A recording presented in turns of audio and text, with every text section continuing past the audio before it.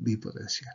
Quiere decir entonces que para la determinación del sexo ya vimos lo del sexo cromosómico, ya sabemos que se forma una gónada indiferenciada y ahora vamos a comenzar a analizar en el próximo capítulo los genes de la diferenciación sexual. Vamos a ver cuáles son esos genes y cómo funcionan.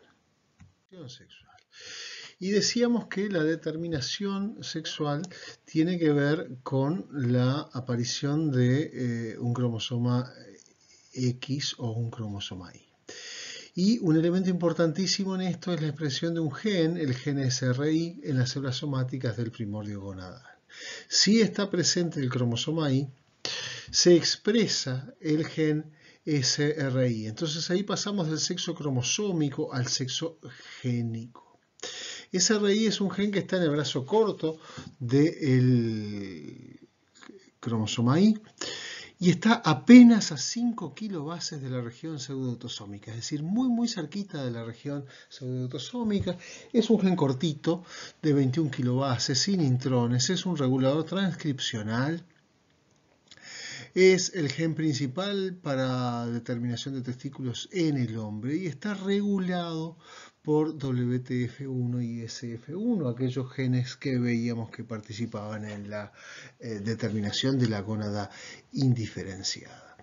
¿Cómo sabemos que SRY es el gen fundamental para la determinación del sexo? Porque ratones XX transgénicos para SRY se desarrollan como machos. Y ustedes aquí tienen un ratoncito macho donde tienen una reacción de PCR, la aparición de una banda cuando está presente el gen SRY y un control de un gen autosómico. En una hembra XX que no tiene SRY no aparece la banda. Y en una hembra XX transgénica que fue a la cual se le transfirió el gen SRY, se transfectó con el gen SRY, sí aparece la presencia del gen SRY allí. Quiere decir que eso está mostrando que estos genes son relevantes. Pero esto no sucede solo en ratones, sino que también hay casos en el hombre que pueden explicarse de esta manera. Uno de ellos es el síndrome de la Chapelle, con una frecuencia de 1 en 30.000, que son la presencia de personas que son varones, 46XX, normales, estériles, que cuando van a consultar por sus casos de esterilidad se descubre que son personas XX y que tienen un desarrollo normal, absolutamente normal. Y el 80%, más del 80% de estos casos presentan SRY en uno de sus cromosomas X. Es decir, que ocurrió un evento de traslocación en esta región pseudoautosómica y este SRY que está tan próximo a esta región fue traslocado y por lo tanto uno de esos cromosomas X lleva un SRY. La contraparte de esto es el síndrome de Sawyer, que tiene una frecuencia un poquito más baja, de 1 en 80.000, que son mujeres 46XY normales, estériles, y se ha visto que alrededor de un 15% de estos casos de los síndrome de Sawyer tienen que ver con la presencia de mutaciones que inactivan el gen SRY y eso da lugar entonces al desarrollo femenino a que estas personas sean XY. El elemento importante es cuáles son entonces los genes blancos de SRY. Y uno de los genes blancos fundamentales de SRY es el gen SOX9. SOX9 es un gen que está en el cromosoma 17, en el brazo largo del cromosoma 17, y es también un factor de transcripción que se expresa en las gónadas embrionarias masculinas después de SRY y que tiene un papel fundamental en el desarrollo. En casi todos los animales, en casi todos los mamíferos y en muchos otros animales, SOX9 es uno de los factores importantes en la determinación del sexo. Uno de los papeles importantes que tiene SOX9, vamos a ver más adelante, es que inhibe la expresión de las beta-cateninas. Y vamos a ver que esto es muy importante para inhibir el desarrollo del ovario. Sabemos que SOX9 es fundamental porque mutaciones que inactivan SOX9 dan reversión de sexo. Es decir, organismos que son 46XY homocigotas deletados para SOX9 sin un SOX9 funcional se desarrollan como hembras. Quiere decir que no solo SRY, sino también su blanco, SOX9, son esenciales para diferenciarse hacia la vía masculina. SOX9 activa rápidamente a un gen que es FGF9, que es un ligando de una vía de transducción de señales, es un gen de la vía de FGF, es un gen parácrino, y es esencial en la diferenciación de las células gonadales. FGF9 regula a SOX9 y potencia la expresión de SOX9, quiere decir que allí hay un feedback loop de activación de SOX9. También sabemos que FGF9 es esencial porque ratones XY deficientes en FGF9 se desarrollan como hembras. Otro gen importante que durante mucho tiempo se le dio mucho peso en este proceso es el gen DAX1, que es un gen que está presente en el brazo corto del cromosoma X. Es un receptor nuclear hormonal y su ausencia es compatible con la formación testicular y es un gen sensible a la dosis. Los varones tenemos SRI en el cromosoma Y y DAX1 en el cromosoma X. Las mujeres tienen dos copias de DAX1, pero solo uno de ellas se expresa, porque se acuerdan que uno de los cromosomas X está silenciado, inactivado. Pero cuando hay una duplicación del gen DAX1, en varones que tienen una duplicación de DAX1 en el X activo, la señal de SRI se revierte, es decir, DAX1 puede revertir esa señal de SRI y hacer que una persona que es 46XY, SRI normal, pero DAX1 duplicado, se desarrolle como un fenotipo femenino.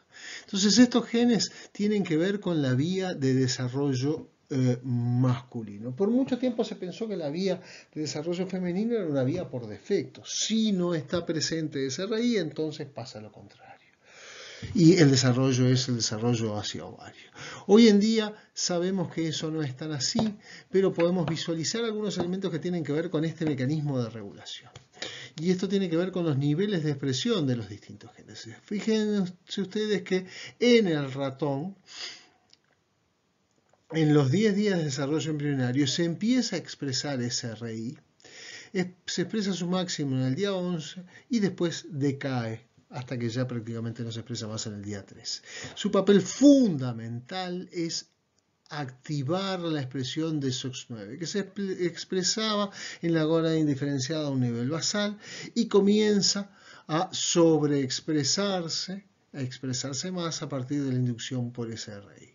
Por otro lado, en las hembras, SOX9, al no tener la inducción de SRI, empieza a desaparecer. Y empieza a desaparecer, entre otras cosas, porque hay otros genes que se empiezan a expresar y que inhiben a SOX9, que los vamos a ver después. Por otro lado, en las hembras, DAX1 se expresa y se mantiene alto, mientras que en los machos DAX1 comienza a expresarse y luego cae. Pero decíamos, la manera femenina no es una manera por defecto, sino que hay una serie de genes que son importantes para esta vía. WNT4, que ya lo habíamos visto aparecer en la formación de la cresta urogenital, es un gen que está en el cromosoma 1, en el brazo corto del cromosoma 1, es una proteína secretada de una vía de transducción de señales, es un factor parácrino, que se expresa en la gónada indiferenciada, pero cuya expresión desaparece luego en la gónada masculina. Pero se activa su expresión en la gónada femenina, es decir, en ausencia de SRI, WNT4 continúa expresándose y su expresión luego se potencia. Sabemos que ratones defectivos para WNT4 forman ovarios atróficos y expresan algunos genes de la vía masculina como SOX9 o el factor de regresión de la hormona antimuleriana. Otro gen importante es el gen de la respondina, RSPO1, que está muy cerca en el brazo corto del cromosoma 1. Es también una proteína secretada. Su ausencia es compatible con la formación testicular. La ausencia de la función RSP1 en embriones XX da reversión del sexo a masculino. Y, por otro lado, la duplicación de la región del cromosoma 1, del brazo corto del cromosoma 1 que contiene WNT4 y RSP1, da lugar a una reversión del sexo en un entorno X e Y. Es decir, en un individuo XY con parte del brazo corto del cromosoma 1 duplicado, teniendo duplicadas WNT4 y respondina, es decir, hay mayores niveles de WNT4 y de respondina en ese embrión se desarrolla como un embrión femenino. Otro gen importante que es activado por WNT4 y por respondina es la beta-catenina. La beta-catenina es una proteína de doble función. Por un lado tiene una función en la adhesión celular, pero por otro lado es un regulador transcripcional. Y es un regulador transcripcional fundamental, porque tiene una doble función. Por un lado, inhibe la síntesis de SOX9 y de FGF9 que vimos que eran importantes en el desarrollo de la vía masculina. Quiere decir que hay genes de la vía femenina que están inhibiendo en el inicio a SOX9 y a FGF9. Y si se acuerdan, cuando hablamos de SOX9 decíamos que SOX9 inhibía a la beta-catenina. Quiere decir que es un mecanismo de inhibición reversa. La vía masculina inhibe la vía femenina inhibe la vía masculina. Ratones XY que sobreexpresan beta-cateninas desarrollan ovarios.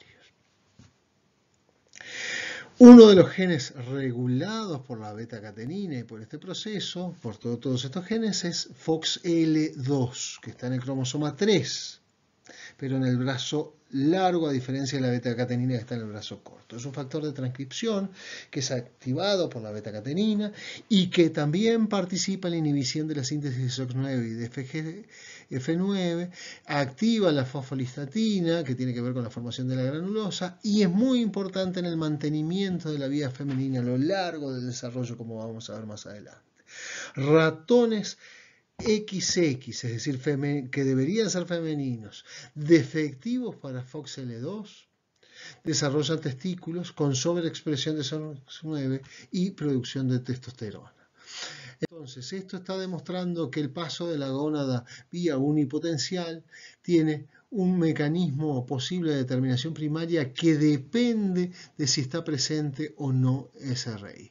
Si SRI no está presente, la interacción entre factores parácrinos y factores de transcripción en esta gónada indiferenciada que se está formando da lugar a la expresión de WNT4, que activa beta-catenina, que activa la respondina, que genera un loop de autoactivación que activa otros genes que participan en la formación del ovario, entre ellos FOXL2, que activa la folistatina, y por otro lado inhibe la expresión de SOX9. Y de esa manera, al inhibir la expresión de SOX9, inhibe la vía masculina. La producción continua de beta-catenina induce entonces la transcripción de factores propios del ovario y bloquea la determinación masculina, la determinación de testículo de manera activa. Si está presente SRI, si el embrión es XY, SRI va a ser activado por el factor esteroidogénico y otros genes y a su vez va a activar a SOX9. SOX9 se va a autoactivar, va a activar a FGF que se va a retroalimentar esta vía de la misma manera que ocurría aquí y SOX9 va a cumplir varias funciones, entre ellas inhibir beta-catenina, inhibir la vía femenina y activar otros genes como por ejemplo el gen MH que forma la hormona antimülleriana y va a generar la reducción de los ductos de la vía femenina y otros genes que participan en la formación y diferenciación del testículo. Quiere decir entonces que el proceso de la gónada bipotencial